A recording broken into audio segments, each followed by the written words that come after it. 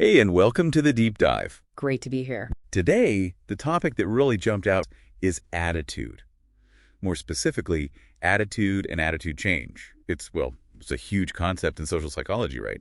Touches almost everything. Absolutely fundamental. So yeah, our mission today is to unpack what attitudes actually are, how they're structured, why we have them, how they even form in the first place. And crucially, how they can shift and change. We're using your materials as our roadmap here. It's funny, isn't it, how often we throw around the word attitude? Oh, yeah. He's got an attitude problem, or just liking this, disliking that. Right. Or supporting a policy, opposing another.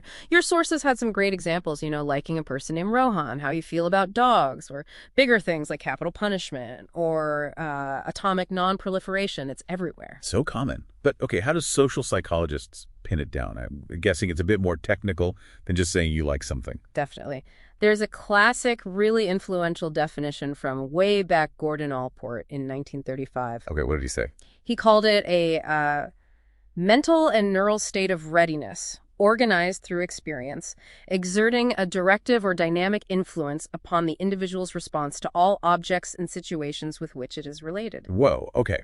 Mental and neural state of readiness. That sounds very internal, like it's happening inside our heads and bodies. Exactly. And that's key point number one. Your sources pull from this. Attitudes are internal. They're personal states, deep inside our minds, our nervous systems. So nothing you could just point to and measure directly? Yeah. Not directly, no. Which is why researchers have had to get clever with indirect methods to figure out what attitudes people hold. Okay, internal. And he said, organized through experience. Does that mean we learn them? That's the second big takeaway highlighted in your material. Attitudes are generally learned. They come from our experiences, family, friends, culture, everything around us. Makes sense. Although, interestingly, the sources point out Allport might have actually downplayed the role of genetics a bit. That's a newer angle. Genetics. Yeah. Affecting our attitudes. Wow, okay, that's something else. We definitely need to loop back to that when we talk formation. For sure. So, internal, learned. Yeah. What was the last part of Allport's definition? The third key bit is that they exert a directive or dynamic influence. This is really important. It means attitudes aren't just passive feelings. They actively guide our behavior. They push us in certain directions. Yeah, they sort of prepare us, orient us to respond in particular ways to things. They shape how we act. It's a dynamic link. Okay, so an attitude is this internal, learned thing that prepares us and guides how we behave. It bridges our inner world and our outer actions. Yeah. But is it just like one solid thing? Or are there parts to it? Good question. Your sources are clear. Attitudes aren't just blobs. They have a structure. Usually we talk about three interconnected components. Understanding these really helps. Okay, lay them on us. What's component number one? First up is the cognitive component. This is basically everything you think and believe about the attitude object. Your thoughts and beliefs. Right. When you first encounter something, you might weigh the pros and cons, look at the facts. But once the attitude is formed, this cognitive part also filters how you see new information. You tend to notice and remember stuff that fits your existing attitude. So it shapes our thinking going forward. Okay, component one, cognitive, what's two? Number two is the affective component. This is the emotional core. It's the feelings, the positive or negative gut reactions you have towards the object. The liking or disliking part. Exactly. The pleasant or unpleasant emotional charge. Makes sense. And the third? Third is the behavioral component. This is your tendency, your readiness to act in a way that matches your attitude. It's not the action itself necessarily, but the inclination to behave in a certain way. So the urge to act. Thoughts, feelings, and this readiness to act. How do they fit together? Are they always in sync? Your sources really emphasize that they usually work together as an integrated whole. They're distinct parts, but they belong to the same attitude and tend to be consistent. Like the example they gave about polythene bags. Perfect example. If you have a negative attitude, you believe they're bad for the environment, cognitive, you dislike seeing goods packed in them, affective, and you try to avoid using them yourself, behavioral. Oh, okay. Thoughts, feelings, actions, all pointing the same way. Usually, yes. And because they're linked like this, if you change one component, say your feelings change, it can cause ripples and potentially change the others too. That's what makes attitudes dynamic. They can shift. Dynamic, okay. Yeah. And are we always aware of these attitudes we hold? Or can some be, hidden? That's a really crucial distinction your sources make. There's a difference between the attitudes we're conscious of and those that operate more under the radar. Okay, so tell me about the ones we know about. Those are called explicit attitudes. These are the ones you're consciously aware of. You can usually say what they are, talk about the thoughts and feelings behind them, and you generally know how they're influencing your decisions. Like knowing you prefer one brand of coffee and choosing it deliberately. Exactly. That's driven by conscious, controlled thinking. So, explicit attitudes are the ones out in the open. What about the other kind? Then you have implicit attitudes.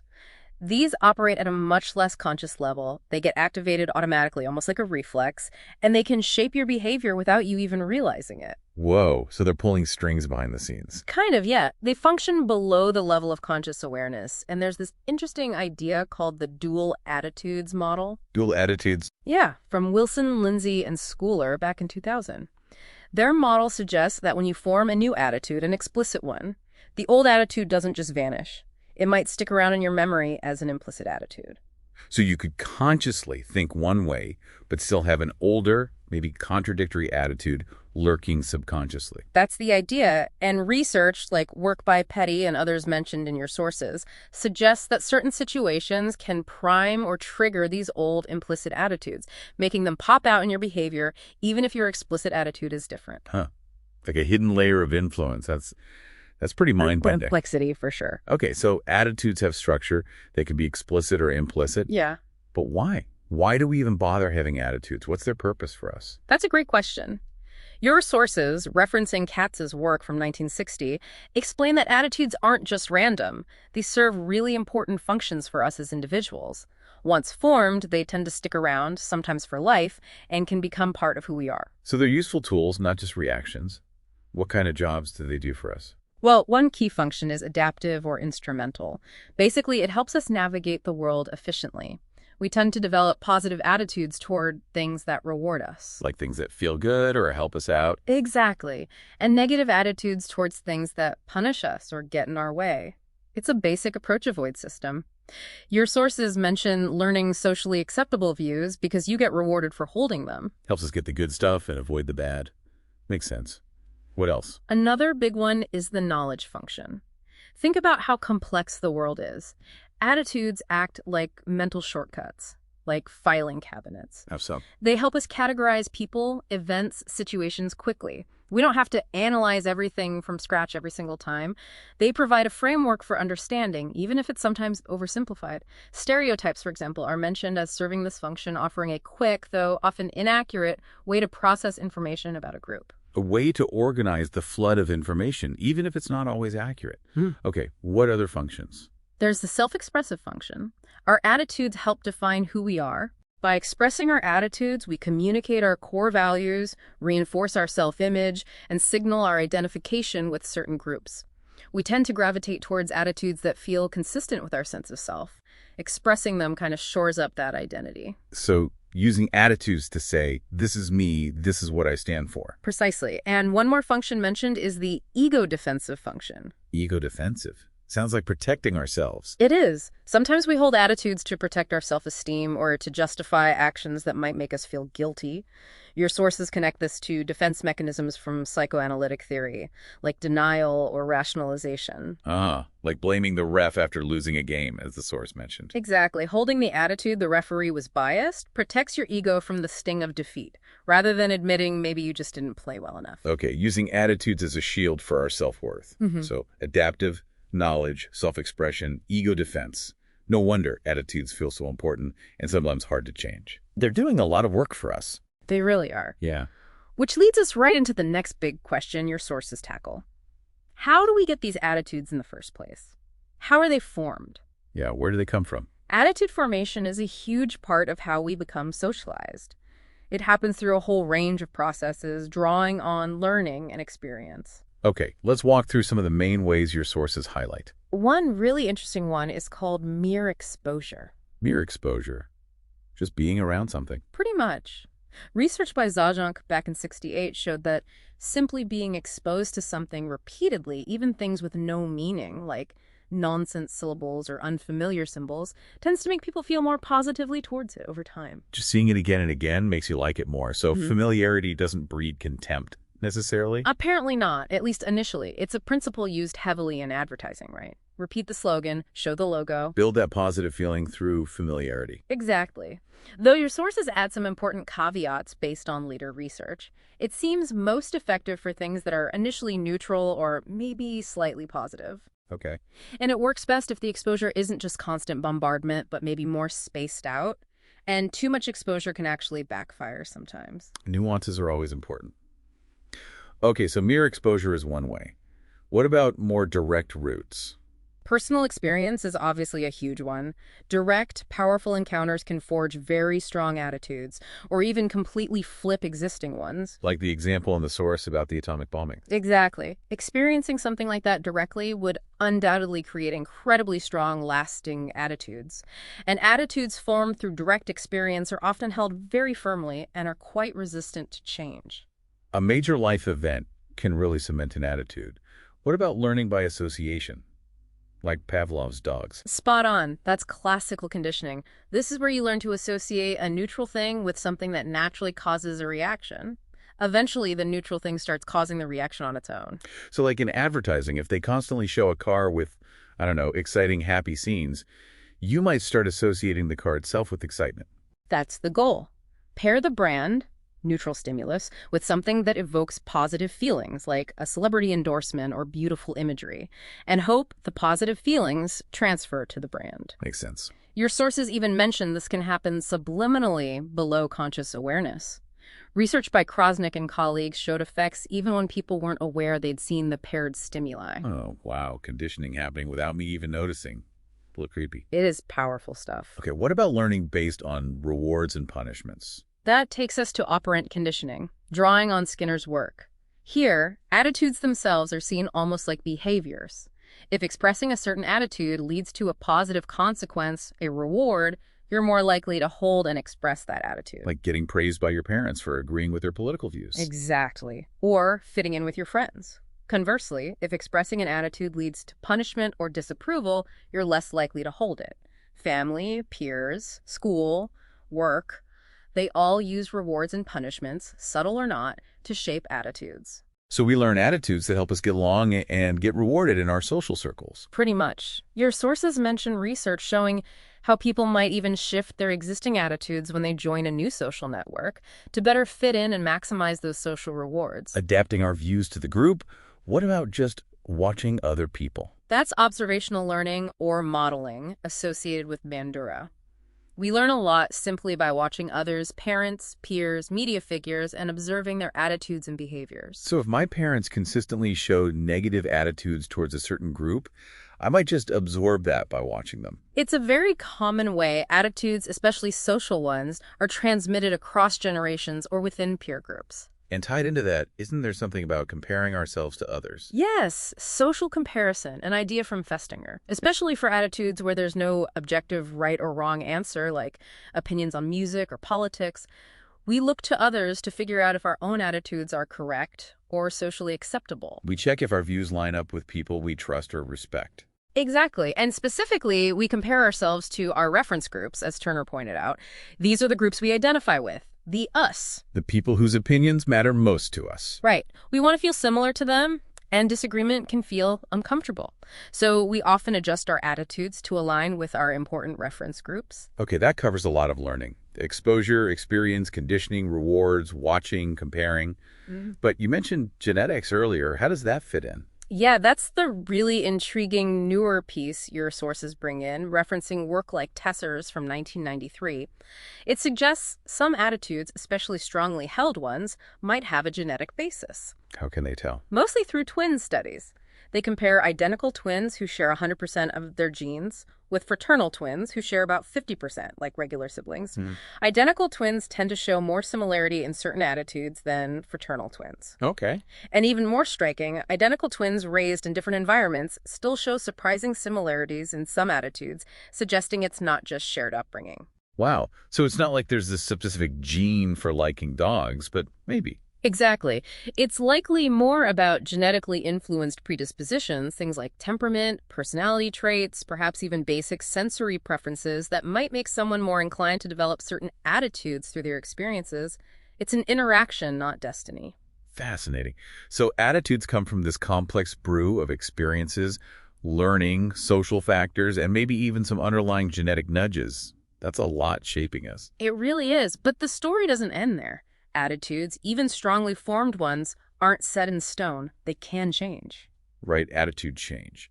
The sources mention things like election results in India showing shifts, or someone changing their mind about atomic weapons. Exactly. Change can mean shifting direction from positive to negative, or vice versa, or just shifting intensity, becoming more strongly positive or less negative, maybe even becoming neutral. So how does this happen? Your sources seem to point to two main approaches to understanding attitude change. That's right. One cluster of theories focuses on internal consistency, basically, our inner drive to have our thoughts, feelings, and behaviors make sense together. Changes happen to reduce internal conflict. Keeping things harmonious inside. And the other approach is external, focusing on persuasion, how messages from the outside world can convince us to change our minds. Okay, let's tackle that internal drive first. What's the first theory there? One of the early ones is balance theory, from Fritz Heider in 1946. It's based on a simple idea involving a triad. A triad. Three things. Yeah. You, P, the person, another person, O, the other, and an attitude object, X, the thing. Heider looked at the relationships between these three. Like, do I like the other person? Do they like the thing? Do I like the thing? Exactly. The relationships can be positive, liking, agreeing, owning, or negative, disliking, disagreeing. Heider said we prefer these triads to be balanced. Balanced. Meaning the relationships work out consistently. You can sort of multiply the signs. Positive times positive is balanced. I like my friend. My friend likes the band. I like the band. Or positive times negative is also balanced. I like my friend. My friend hates the policy. I hate the policy. Or negative times positive. I dislike my enemy. My enemy dislikes my rival. I like my rival, the enemy of my enemy. Okay, so an odd number of negative relationships makes it unbalanced. Right. Like if I like my friend, plus my friend likes a political candidate, plus, but I dislike that candidate. That feels off, inconsistent. And that uncomfortable feeling motivates change. That's the core idea. We feel this internal pressure to change one of the relationships. Maybe I start disliking my friend, or I change my mind about the candidate, or I convince myself my friend doesn't really like the candidate that much just to make the triangle feel balanced again. Restore that internal harmony. It feels intuitive. Does it hold up? What are the criticisms? Yeah. Your sources note it's a bit simplistic for complex situations. It doesn't really handle more than three elements well, and it doesn't account for the strength of feelings. Mild liking is treated the same as passionate love. Right. Life's usually messier than just plus or minus. Exactly. But it was a foundational idea, useful for understanding basic liking patterns, conformity pressure, and why we get uncomfortable when people we like disagree with us on things. A stepping stone. Okay, what's the other big internal consistency theory?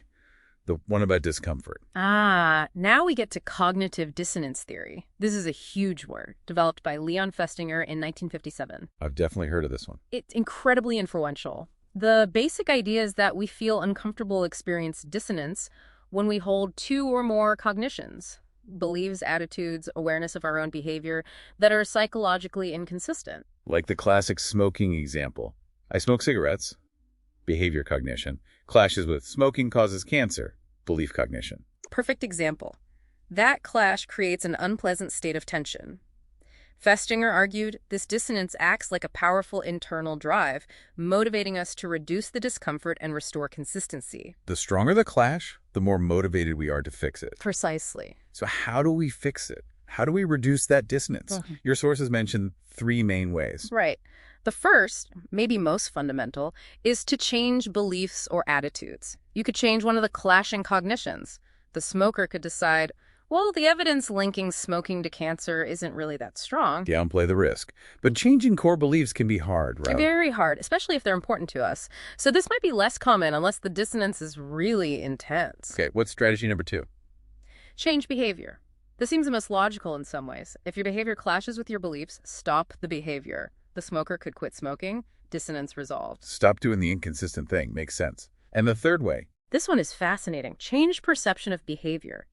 You don't change the behavior itself, but you change how you think about it. You add new cognitions or reinterpret the existing ones to make the behavior seem less inconsistent. Like rationalizing. Exactly. The smoker might say, yes, I smoke, but it helps me manage stress, which is also bad for my health. Or I only smoke light cigarettes, or I only smoke socially, or I'll quit next year for sure. You find ways to make the behavior seem less problematic in light of your beliefs. The mental gymnastics to feel okay about what we're doing. This theory seems like it would explain a lot. What are some key applications your sources point to? One huge area is forced compliance behavior. This is when you're induced, maybe subtly pressured, to say or do something that contradicts your private attitude. Like telling someone you enjoyed a really boring task. That's the setup for the classic Festinger and Carl Smith study from 1959. Participants did a mind-numbingly dull task. Then they were asked to tell the next participant that the task was actually fun and interesting. Okay, so they're being asked to lie, basically. Right. Now, here's the key manipulation. Some were paid $20, a lot of money back then, to tell the lie, while others were paid only $1. $20 versus $1. Afterwards, they were asked how much they actually enjoyed the task. The $20 group, well, they still thought the task was boring. They had a clear external justification for lying. I did it for the money. No real dissonance. The money explained away the inconsistency. But the $1 group, $1 wasn't really enough justification to lie convincingly. They experienced dissonance. I said it was fun, but it was boring, and I only got paid $1. So how did they resolve it? They couldn't take back the lie, so they changed their private attitude towards the task. They actually rated the boring task as significantly more enjoyable than the $20 group did. They convinced themselves it wasn't so bad after all to make their behavior, lying for cheap, feel consistent. Wow, that's amazing. Less reward led to more attitude change because they had to justify it internally. It's a cornerstone finding. Insufficient justification leads to internal attitude change to reduce dissonance. Okay. Forced compliance is one area. What else? Decision-making. Think about making a tough choice between two attractive options. Maybe choosing one college over another or one job over another. After you choose, you might still think about the good things you gave up. Exactly. The chosen option has downsides. The rejected option had upsides. That creates post-decision dissonance. Did I make the right choice? So how do we deal with that nagging feeling? Research shows we tend to reduce this dissonance by essentially boosting our evaluation of the thing we chose and simultaneously downgrading the thing we rejected. Making our choice look even better in hindsight and the alternative look worse. Yep, sometimes called spreading apart the alternatives. It helps solidify the decision and reduce that uncomfortable doubt. We convince ourselves we definitely made the right call. Tidying things up mentally after the choice. Okay, and there was one more application mentioned. Something about effort. Yes, effort justification. We experience dissonance when we put a lot of effort, time, or resources into achieving something, only to find the goal wasn't really worth it.